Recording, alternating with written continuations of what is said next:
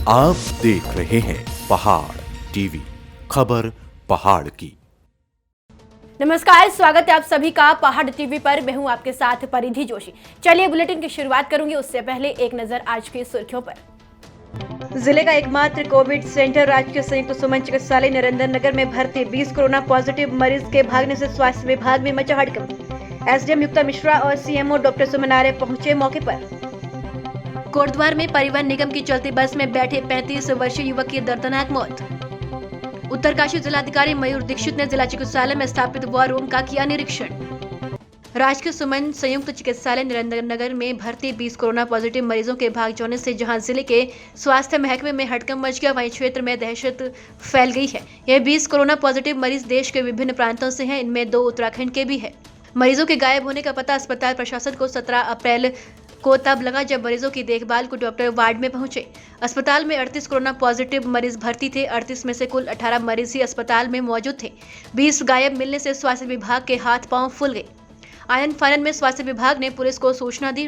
रात को स्वास्थ्य और पुलिस विभाग की टीम ने एम्बुलेंस के साथ हरिद्वार तक छान मारा। भगोड़े कोरोना मरीजों के मोबाइल फोन नंबर ट्रेस किए, मगर अब तक कोई सुराग नहीं मिल पाया है। कोरोना का कहर एक बार पुनः देखने को मिला है। बात टिहरी जनपद के नरेंद्र नगर के करें। नरेंद्र नगर के संयुक्त चिकित्सालय में कल तक यहाँ पर कोरोना के 38 मरीज यहाँ पर भर्ती थे, जिनका यहाँ पर समुचित इलाज किया जा रहा था। कल दिन में एक महिला की मृत्यु होने के कारण जब उसका शव परिजनों को सौंपा जा रहा था, उस समय अस्पताल परिसर में काफ़ी भीड़ थी और उस भीड़ का फायदा उठाते हुए यहाँ पर जो भर्ती विभिन्न इंस्टीट्यूट से जो यहाँ पर भर्ती थे मरीज, उसमें से 20 मरीज भाग निकले।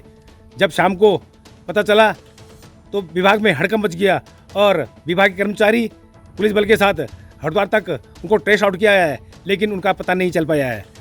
लोगों का कहना है कि यहाँ पर सुरक्षा और सुविधा की दृष्टि से यहाँ पर ऐसी कोई व्यवस्था नहीं थी, जिस कारण मरीज भागे हैं। पुलिस बल भी आज यहाँ पर तैनात किया गया है। मैं राजेंद्र गुसाई, पहाड़ टीवी, नरेंद्र नगर। ये एक हॉस्पिटल है हमारे पास, जो सेकेंडरी लेवल का हॉस्पिटल है। CCC हमारा ऋषि लोक में है। 200 बेड की जहाँ पर कैपेसिटी ऑलरेडी। तो यहाँ पर कल जो है 38 पेशेंट जो थे एडमिट थे। उसमें से क्या हुआ, कल दिन के टाइम में 6 लोग तो डिस्चार्ज हुए और 6 लोग नए आए। वो दिन का टाइम था। एक यहाँ पर डेथ हुई है कल, और 2 लोग जो है रेफ़र भी किए गए। एक एम्स रेफ़र किया, एक जो है अपना एम्बुलेंस लेके बाहर गए। तो उसमें क्या हुआ, वही पीरियड था जब जिस समय यहाँ डेड बॉडी हैंड ओवर की गई है, डेथ हुई। तो वो बॉडी 1 या 2 बजे के आसपास हैंड ओवर की गई है। उस समय काफ़ी भीड़ थी, काफ़ी गाड़ियाँ भी इकट्ठी थी यहाँ पर। और उसी समय का जो इन लोगों ने लाभ उठा के ये लोग जो है उसी समय निकले हैं, क्योंकि सुबह ये लोग थे, लंच टाइम में थे। शाम को जब 6:30 बजे शाम हेड काउंट होता है, जिस समय विजिट भी होती है, डॉक्टर्स की हमारी 2 टाइम विजिट होती है, स्टाफ की विजिट होती है। तो उस समय ये लोग जब कम पाए गए तो तब देखा गया कि ये लोग जो है उसको फ़ायदा उठा के ये लोग निकल गए। इससे पहले कभी ये इंसिडेंस हुआ नहीं था। प्रदेश में कोरोना संक्रमण की दूसरी लहर को देखते हुए रविवार को जो कर्फ्यू लगाया गया था, वह चंपावत जिले में पूर्ण रूप से सफल रहा। शराब और मेडिकल स्टोर की दुकानों के अलावा सारी दुकानें बंद रही। नगर के बाजार जहां सुबह से ही बंद रहे, तो वहीं रोडवेज बस स्टेशन पर भी सन्नाटा पसरा रहा। पहाड़ों की रानी मसूरी ने रविवार को मौसम ने अचानक करवट बदली। मसूरी में बारिश के साथ हल्की हवाओं से तापमान में बारीक गिरावट दर्ज की गई। वहीं लोगों को ठंड का एहसास होने लगा। गर्मी के कारण अलमारियों में बंद गर्म कपड़े एक बार फिर बाहर निकल गए हैं और लोगों ने अपने आप को ठंड से बचाने के लिए गर्म कपड़ों का सहारा लिया। कोरोना के बढ़ते संक्रमण और प्रधानमंत्री नरेंद्र मोदी की फोन पर हुई वार्ता के बाद जूना अखाड़ा और उसके सहयोगी अखाड़े अग्नि और आह्वान ने अभी अपने देवी देवता विसर्जित कर कुंभ के समापन की घोषणा कर दी है, जिसके बाद कुंभ समाप्त करने वाले अखाड़ा के विरुद्ध कई संत आ गए हैं। शंकराचार्य परिषद के सरपति स्वामी पीठाधीश्वर स्वामी आनंद स्वरूप ने जूना अखाड़े द्वारा कुंभ समाप्ति की घोषणा पर सवाल उठाते हुए कहा कि कुंभ समाप्त करने वाले साधु संत जो शास्त्र नहीं जानते, वो कालनेमी के समान है। धारचूला नगर में नगर पालिका द्वारा धारचूला से लगे मोहल्लों को सैनिटाइज करने का कार्य शुरू कर दिया है। नगर पालिका अध्यक्ष राजेश्वरी देवी ने कोविड के बढ़ते मामलों को देखते हुए नगर पालिका धारचूला साफ सफाई की व्यवस्था के साथ ही 2-2 पाली में सैनिटाइजर का छिड़काव भी कर रही है। उत्तरकाशी जिलाधिकारी मयूर दीक्षित ने जिला चिकित्सालय में स्थापित वॉर रूम का निरीक्षण किया। वॉर रूम में तैनात कर्मियों को जरूरी दिशा निर्देश दिए। कल आए पॉजिटिव केस की जानकारी ली गई। पॉजिटिव केस के संपर्क में आए सभी लोगों को कॉन्टैक्ट ट्रेसिंग त्वरित गति से करने के निर्देश दिए। परिवहन निगम की कोटद्वार डिपो की बस में एक युवक की संदिग्ध परिस्थितियों में मौत हो गई। रविवार को सुबह 5 बजे उत्तराखंड परिवहन निगम की बस कोटद्वार से पौड़ी जा रही थी, जिसमें 9 सवारी थी। बस जैसे ही बधाली खाल के निकट पहुंची, बस के अंदर जोर से कुछ टूटने की आवाज सुनाई दी, जिसके बाद परिचालक पीछे देखा तो एक युवक फर्श पर लहूलुहान होकर लेटा हुआ था। उसकी गंभीर हालत को देखते हुए परिचालक द्वारा बस को वापस वार्ड बेस्ड चिकित्सालय कोटद्वार लाया गया, जहाँ चिकित्सकों ने उस युवक को मृत घोषित कर दिया। ये शिव सिंह, इनके पिता का नाम बीर सिंह, ये पितरसैंण थैलीसैंण के पास में गांव है, वहाँ के थे। चंडीगढ़ से आए थे और अपने गांव जा रहे थे रोडवेज की बस से। सुबह 6 बजे के लगभग हादसा हुआ।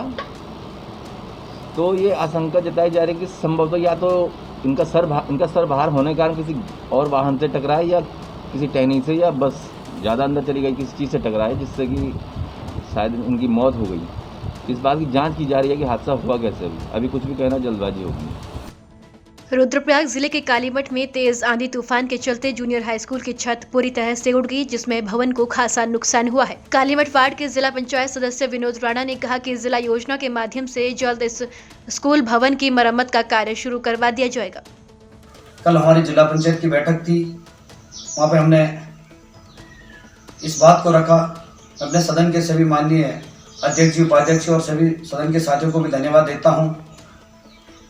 उन सबका सहयोग मुझे मिला और हमने मौके पर जिला शिक्षा अधिकारी और शिक्षा विभाग के तमाम अधिकारियों से बात की और उस बैठक में ये तय किया इस 2021-22 की जो हमारी जिला योजना है, उसमें उस विद्यालय के मरम्मत के लिए हमने योजना रखी और उसके लिए पैसा दिया जाएगा।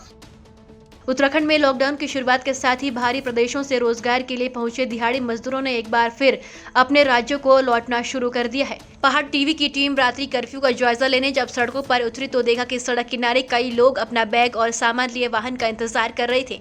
अपने परिवार की चिंता की बात करते हुए उन्होंने कैमरे पर कुछ भी बताने को मना कर दिया, लेकिन बातचीत के दौरान उन्होंने पहाड़ टीवी की रिपोर्टर को बताया कि वह बिहार के रहने वाले हैं और टिहरी जिले के चंबा में मजदूरी का कार्य करते थे, लेकिन कर्फ्यू की घोषणा होते ही वह एक बार फिर सहम गए हैं।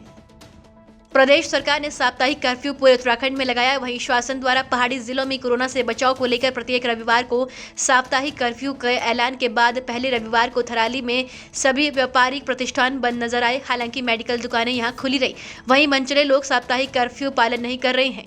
वहीं कमर्शियल वाहन भी बंदी के आदेश के बाद भी कतिपय जगह जगह सड़क पर धड़ल्ले से घूमते नजर आए। बड़ी दुखद खबर आपको बता दें कि एक बुरी खबर है कि भारतीय जनता पार्टी के पूर्व प्रदेश अध्यक्ष बच्चू सिंह रावत की कोरोना के चलते मौत हो गई है। आपको बता दें कि कोरोना पॉजिटिव होने के बाद उन्हें एम्स अस्पताल ऋषिकेश में भर्ती कराया गया था, जहां कल उपचार के दौरान उनकी मौत हो गई। बच्चू सिंह रावत की मौत के बाद भाजपा में शोक की लहर दौड़ पड़ी है। आपको बता दें कि कोरोना का दूसरा स्ट्रेन बेहद खतरनाक माना जा रहा है। उत्तराखंड में कोरोना संक्रमण के बढ़ते मामलों को देखते हुए सीएम तीरथ सिंह रावत ने रविवार शाम अधिकारियों की आपात बैठक बुलाई। शनिवार को 2 दिन के कर्फ्यू के आदेश के बाद अब प्रदेश सरकार ने और सख्ती बढ़ा दी है। अब प्रदेश में विवाह समारोह में 200 नहीं केवल 100 लोग ही शामिल हो सकेंगे। साथ ही कोरोना से बचाव के नियमों को तोड़ने और मास्क न पहनने पर जुर्माने की राशि भी 300 रुपए से बढ़ाकर 500 रुपए कर दी गई है। गंगोत्री और यमुनोत्री धाम की कपाट खुलने के साथ ही 4 धाम यात्रा का श्री गणेश हो जाएगा, लेकिन ऐसा पहली बार होगा जब गंगोत्री और यमुनोत्री धाम की कपाट अलग अलग दिन खुल रहे हैं। चैत्र नवरात्र के पहले दिन गंगोत्री मंदिर के कपाट खोलने की तिथि 15 मई को निश्चित हो चुकी है। वहीं अब यमुनोत्री धाम की कपाट खोलने की तिथि 14 मई को निश्चित की गई है। अब तक दोनों ही धामों के कपाट अक्षय तृतीया के पर्व पर ही एक ही तारीख को अलग अलग मुहूर्त में खुलते आए हैं। मुख्यमंत्री तीरथ सिंह रावत ने कहा कि कोविड-19 महामारी के दृष्टिगत चिकित्सा और आवश्यक सेवाओं के अंतर्गत कार्यरत कोई भी कर्मचारी हड़ताल या आंदोलन करते हैं तो ऐसे कर्मचारियों पर आपदा प्रबंधन अधिनियम की सुसंगत धाराओं के अंतर्गत तत्काल कार्यवाही की जाएगी। उन्होंने उक्त सेवा में कार्यरत सभी कर्मचारियों से अपेक्षा की है कि इस महासंकट काल में अपने कार्य दायित्वों का निर्वहन ईमानदारी से करें, अन्यथा इस स्थिति में हड़ताल और आंदोलनरत कर्मियों को सेवा से पृथक करते हुए नई नियुक्तियों की कार्यवाही प्रारंभ कर दी जाएगी। मुख्यमंत्री ने इस संबंध में मुख्य सचिव को समुचित कार्रवाई के निर्देश दिए हैं। उत्तराखंड में लंबे समय से वन विभाग की फॉरेस्ट गार्ड की भर्ती कराने की कवायद चल रही है, लेकिन हमेशा किसी न किसी विवाद के चलते आज तक फॉरेस्ट गार्ड की भर्ती नहीं हो पाई है। ऐसे में एक बार फिर उत्तराखंड की तीरथ सिंह रावत सरकार जल्द ही त्रिवेंद्र सरकार का एक और फैसला पलट सकती है। त्रिवेंद्र सरकार ने फॉरेस्ट गार्ड की भर्ती अधीनस्थ सेवा चयन आयोग से कराने का जो फैसला लिया था, उसे पलटकर अब डीएफओ स्तर पर ही भर्ती कराने की कवायद चल रही है। तीरथ सिंह रावत सरकार की ओर से इस बात पर जल्द फैसला हो सकता है। तीरथ सिंह रावत ने मुख्यमंत्री बनते ही पूर्व सीएम त्रिवेंद्र सिंह रावत के कई फैसले पलट दिए हैं। प्रभागीय वन अधिकारी रूपनारायण गौतम ने तुरंत अधिकारियों को ग्रामीणों की समस्या का समाधान करने के निर्देश दिए।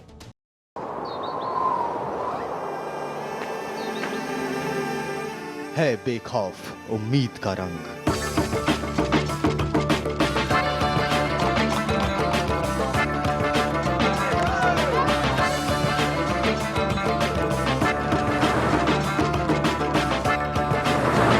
है आस्था भी।